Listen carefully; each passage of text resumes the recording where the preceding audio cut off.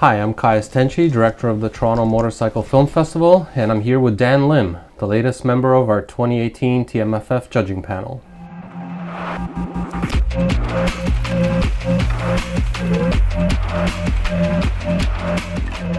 The panel is made up of 5 individuals from the motorcycle industry, community, and media, and together they will select the winning films for the various award categories. We're using these mini interviews to introduce our judging panel to our festival audience and to give them a chance to get to know our judges better. Dan, I want to thank you for taking the time to sit with us and chat. Thank you. Glad to be here and very honored to be asked to be one of the judges. Yeah. I'm with great company. It's exciting to be here in your studio space. Thank you. I got a little bit of a tour before, which was pretty cool. It's amazing. See the madness a little bit? Yeah, see where all the magic happens. Yeah. Okay, so let's just jump right in with our questions. So you're a fashion lifestyle photographer and have worked with many top brands. How did you get into photography? Long story. I've been shooting for 30 plus years. It started at a very, very young age. I was a young boy, and my dad had this twin lens Yashica Flex camera that I was never ever to touch.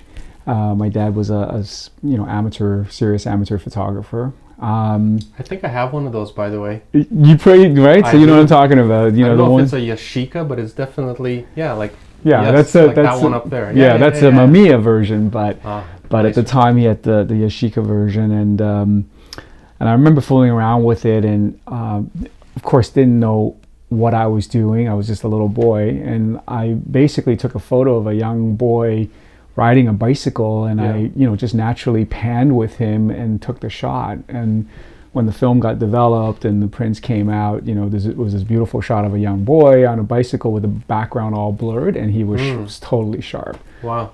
100% accidental, one of those happy accidents. I mean, till this day, my dad thinks that he took the photo, but anyway, that's a whole nother story. But that was the start of the beauty of the magic box, for me, and my world has been pretty much centered around those 4 walls that create the viewfinder. That's been my life, being able to create photography and my art and my way of expressing creativity. So how long have you been doing photography professionally? 35 years now, I guess. Okay. 36 years, yeah. How's it changed over time? The obvious thing is things have gone digital and yada yada yada, but has it changed beyond that? Well, I think that is the biggest change, really. I mean, photography is an art form. It's a craft. It's understanding lighting, composition, technique, darkroom, everything that goes into it to create an image or a series of images that can be very provoking, emotionally charging, that sort of thing, right? So the digital revolution has definitely changed the landscape of it. It's I call it the great equalizer, because because nowadays your phone can take beautiful photos if you kind of know what you're doing. So I think technology has really changed the landscape. So there are more people into doing photography now, obviously, not only on a recreational or fun level, but professionally. The digital revolution has made it easier for people to shoot. So on the one hand, it's good. On the other, it sort of saturates the market and takes away from the people that really do it professionally and do it, seriously. I could imagine that. I mean, it is tough. I love photography. I love taking pictures. Yes, I use my smartphone to do it. Yeah. There's some skills that you can learn, like the most obvious ones, like rules of the thirds, and you can understand depth of field and yada yada yada, which I think can be learned. It's a skill. Absolutely. But there's definitely an art to it that goes beyond that, and you can see that in professional photographers such as yourself. Like, you look at that picture and you think, like, how was that created? Like, even if I tried extremely really hard, and like took 1,000 photos, I don't know if I can recreate that image or the mood that come across from that image, right? So there's definitely an art form to it. while technology could change, that art piece, I think, is something that is innate to the person. For sure. 100% agree. Don't get me wrong, it's not a bad thing. I mean, I don't miss the darkroom. I mean, I was a master printer before I left doing darkroom work, and I love the result of it, but the process of getting a beautiful print was not my favorite thing. You know, being in the darkroom for 8-10 hours. Really? That long? Oh yeah. Oh, like wow. sometimes I can go through marathon printing sessions and just be printing all day, all night. You know, so I don't miss that chemical process. Like it is very, you know, it's not very healthy for you, and certainly the chemistry aspect was not my favorite. Yeah. So, but having said that, like I said, technology's is amazing that way. It's also, you know, talking about film and film festivals and whatnot, and it's allowed people to express, Yeah.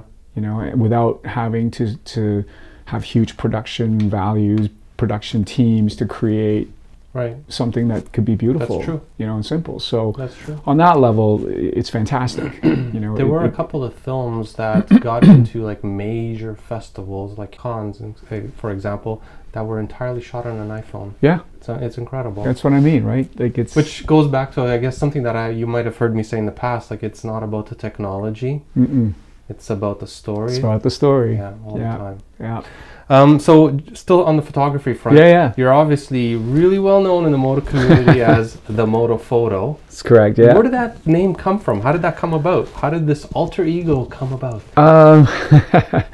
Well, I wrote as a young man, and I crashed badly and almost took myself out, and decided, okay, well, this is not going to happen, and decided to take a break from it. But it's always been just below the surface for me because I've always loved riding. So in 2010, I decided to get back on the bike and ride. And of course, the whole floodgates opened and my passion came back. So I was spending a lot of time riding, and typical of me and my personality, I always dive in both feet first. That sounds familiar. Right? Yeah, exactly. So you know what I'm talking about. So when I got back into riding, I did exactly what I was true to me, and that was going in both feet, and just decided that I was going to combine both my passions of riding and photography, because as much as I do photography for a living and it's my profession, it's still based on passion. You know, it's still based on the fact that I love the art form. Right. So, you know, I'm a very lucky guy. I consider myself extremely lucky to have two passions that I can fully immerse myself in. For that reason, I decided, you know, I should probably create an alter ego, if you will, where it's motorcycle and photography. Because I was doing so much of the moto stuff that it almost became a rival to my other normal photography business that I do, which is my Dan Lim Photo brand. And I just wanted to differentiate the two. And now I'm known for both, so and I can't complain about that. It's what I wanted. I've seen both of your works, your professional, you know, Dan Lim photo work, which is incredible, and obviously I've seen all your motorcycle-related work, which is incredible. Thank you. And some of it we featured at last year's festival during the intro, so thank you for that. That was great. I think it added it set the mood for the night. So absolutely. It No, it was good. I loved it. I mean, my work's been on billboards and whatnot, but it's a different feeling than being inside a theater. Yeah. You know, so it was cool. It was very cool. Tell me about your recent trip to Japan. So you went there to shoot the Moon Eyes show, and you came back quite enthusiastic about that whole experience. Tell us a little bit about that. It was my first time in Japan, and it won't be my last time. I was so floored by the trip, not just culturally and going to a new place and whatnot, but the moto scene there too. Was, you know, the Moon Eyes show, that was their 26th year. 26th wow. year, right, of showcasing hot rods, lowriders, custom built bikes, right? I mean, it's very influenced by Americana still, but the Japanese, you know, they're so amazing in their craft and craftsmanship. I mean, they've taken it to a whole nother level in terms of their fabrication and their creativity in building their bikes. It's inspired by American chopper culture and American bike building, but they've taken it to other levels. You know, combining Yeah. the East and West. I see that with Japanese culture. Like they do have an affinity for Americana, like from the 50s. From the and I've seen them 50s, 60s, taking 70s that, even, yeah. But like elevating it to another level. And even like with whiskey, they've taken that and like have upped it to another level. So Big it's time. incredible. Big time. Fashion, scotch, yeah. right? Like auto, moto, yeah. Yeah. It's crazy. How were the bikes that you saw there versus the ones that you would see at shows here or in North America? Again, I think the biggest distinction for me was just in the detailing. It's just their fabrication detailing. A lot of the stuff that they make, it's just beyond what you would expect. It almost seems like it's done so well that it almost seems like it's something fabricated from a factory, but yet they're one-off pieces. And it's just I think they've taken their, I mean, obviously a bike's a bike, but they're just little subtle design elements, color schemes, mixing metals, just like their bobbers there are so long and lean and stretched that you don't see as much of that here, for example. So for me, it was just really, it was everything combined with the culture and the scene that just made it so awe-inspiring, really. I mean, I tell everybody, you know, I kind of came back a changed man, you know. It just inspired. It's great to have those kind of experiences. That's awesome. Really Opens is. your eyes. Yeah, it opens your eyes. I mean, it's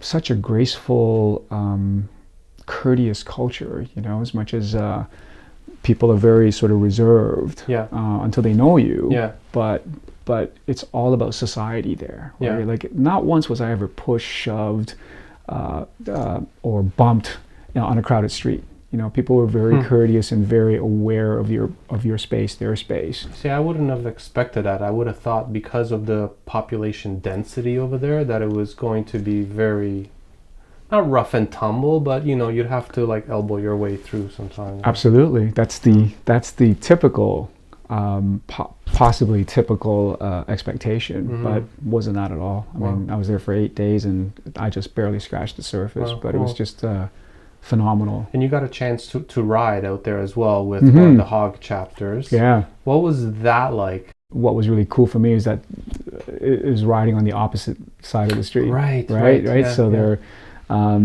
so that took a little bit of getting used to, but and the fact that I didn't have to worry about where I was going or whatever, that allowed me to really just enjoy the ride and just enjoy the scenery and riding in a new country.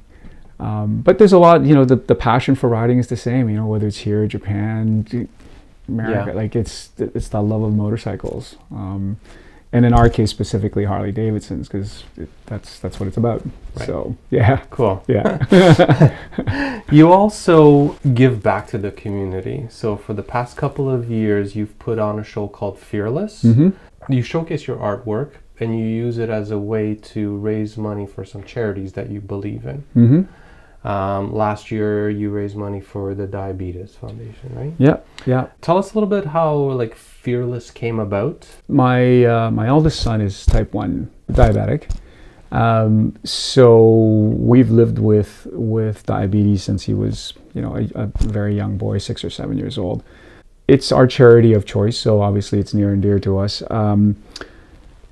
It came about because I wanted to give back, do something not only to build a community and give back to the moto community, but also give back to diabetes. So photography is what I love, is what I do best. So I thought, what a great way to maybe do a one-night fundraiser where the prints are auctioned off, have people come and socialize and get to know each other, see old friends, meet new friends, and raise some monies for Diabetes Canada. So that's essentially how it started.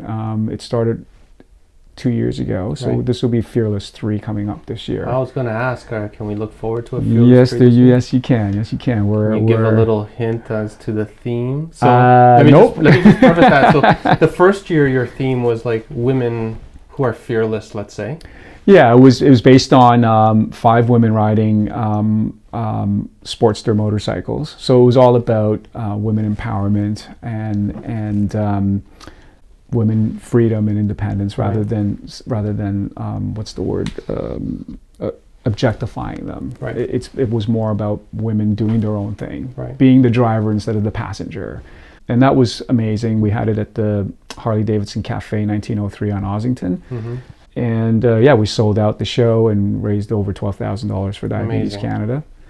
Last year was all about different races, cultures. Yeah. We're all different but all the same. So we come Absolutely. together. Yeah, it was called Face North. Face North. Face North, and it was in conjunction with Canada 150. So the idea was to show the diversity of Canada through the moto community. So it was the people of all race and gender and their ride. Right. Yeah. And it was a great show. So I got a chance to come out to that. So it was a great turnout, great space. Yeah. Great photos, amazing works of art. Thank you. So that was a lot of fun. So Again, I'm that looking sold forward to out as this year. well. And so between the 2 years, we've raised over $22,000, Incredible. $23,000. Yeah, that's already. incredible. Yeah. And this year, the show's about what? Almost.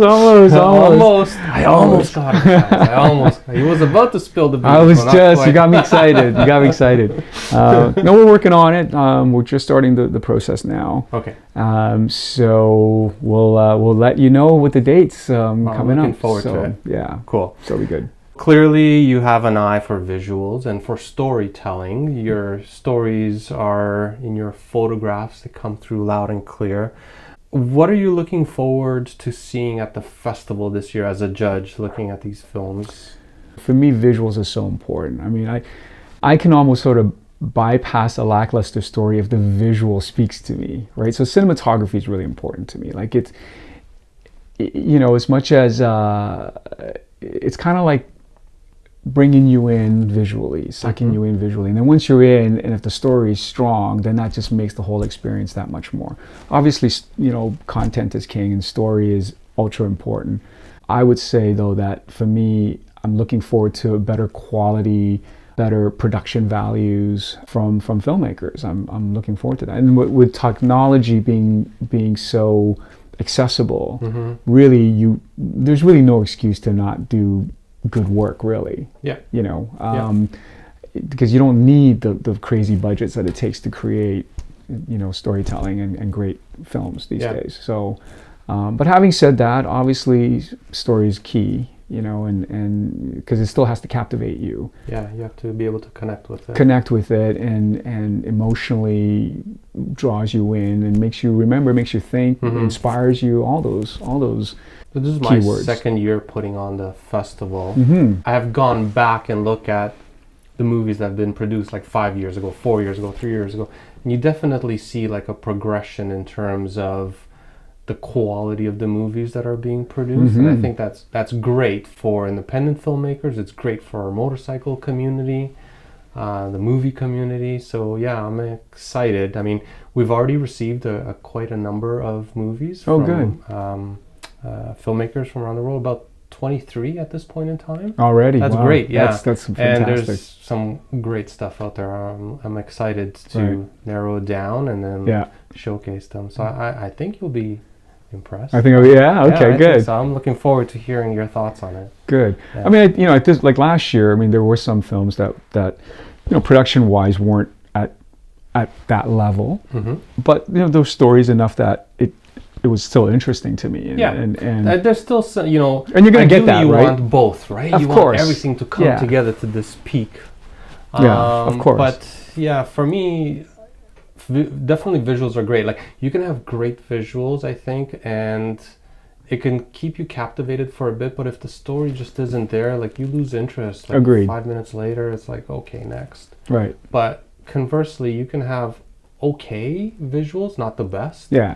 But if the story is there that you can connect with, then it keeps you entertained. Right? Absolutely. And it lasts with it can last with you if the story's that good. I mean, I'm driven by aesthetics, so Of I course, I get that. always give the benefit of the doubt right from the get-go if the aesthetics is there. Yeah. But for sure, it's definitely more captivating when you have a story with that. So to your point, getting to that peak and having everything work together, of course, that's the goal. And when you can get that, that's when magic happens, right? So.